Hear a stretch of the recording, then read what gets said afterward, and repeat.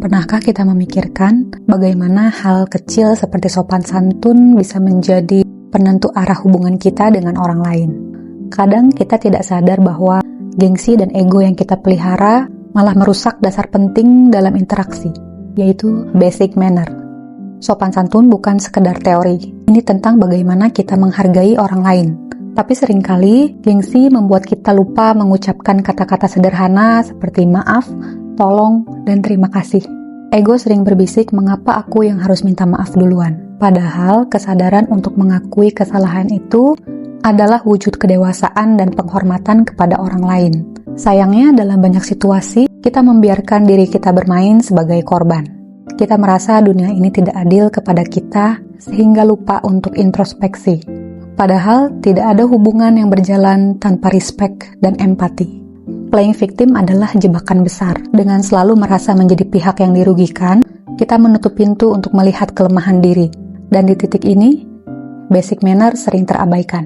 Bayangkan jika kita semua bisa menurunkan ego, gengsi, dan mulai menghargai orang lain dengan hal sederhana seperti mendengarkan tanpa memotong pembicaraan, meminta maaf tanpa pembelaan, dan mengucapkan terima kasih dengan tulus.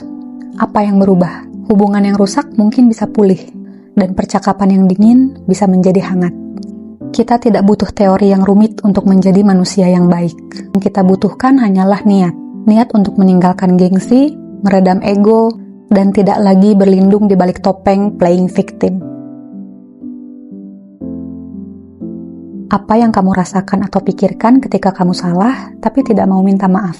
Apakah ada rasa lega? Atau mungkin rasa gelisah yang kamu tutupi dengan keyakinan bahwa semua orang harus mengerti kamu? Jujurlah pada dirimu sendiri. Apakah gengsi itu benar-benar membuatmu merasa lebih kuat? Atau justru membuat hatimu lebih berat? Kadang kita terlalu sibuk untuk membenarkan diri sendiri, sampai lupa melihat dampak dari diamnya hati kita yang enggan mengakui kesalahan. Ego itu seperti tembok tinggi yang kamu bangun. Tapi, apakah tembok itu melindungimu atau justru mengurungmu? Coba tanyakan kepada dirimu sendiri, apakah yang sedang aku perjuangkan ini rasa hormat atau hanya gengsi? Dan apa yang lebih aku takutkan, kehilangan hubungan atau kehilangan harga diri? Meminta maaf tidak akan meruntuhkan dirimu, sebaliknya itu akan membebaskanmu. Jadi saat ego berkata, diam saja, ingatlah bahwa kata maaf bukan tanda kelemahan, tapi itu tanda keberanian. Yang menarik adalah, seseorang bisa memainkan dua peran yang bertentangan dalam satu waktu yang sama. Di satu sisi merasa sebagai korban yang dirugikan, di sisi lain bersikap arogan, seolah dunia harus tunduk kepada kehendaknya. Pernahkah kamu melihat atau mungkin merasakan kontradiksi ini?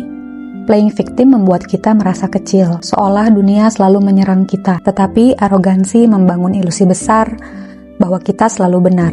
Dua pola pikir ini, meskipun bertolak belakang, sering berjalan berdampingan, dan saat keduanya bersatu, siapa yang dirugikan? Kita sendiri. Ketika kita bermain sebagai korban, kita menolak tanggung jawab. Ketika kita arogan, kita menolak kritik. Hasilnya, tidak ada ruang untuk tumbuh. Tidak ada ruang untuk hubungan yang sehat. Kamu mungkin berpikir, ini caraku untuk bertahan. Tapi kenyataannya, mental playing victim dan arogansi adalah tembok palsu.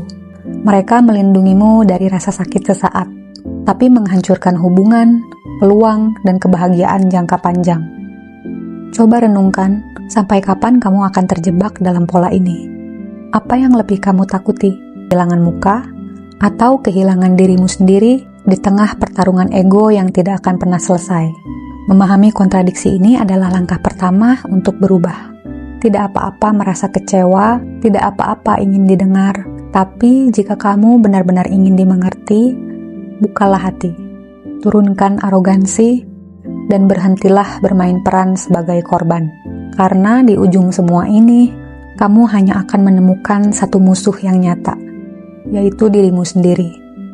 Terima kasih yang sudah menonton. Kalau kamu suka videonya, jangan lupa like, komen, dan subscribe. Juga nyalakan lonceng untuk tahu video-videoku selanjutnya.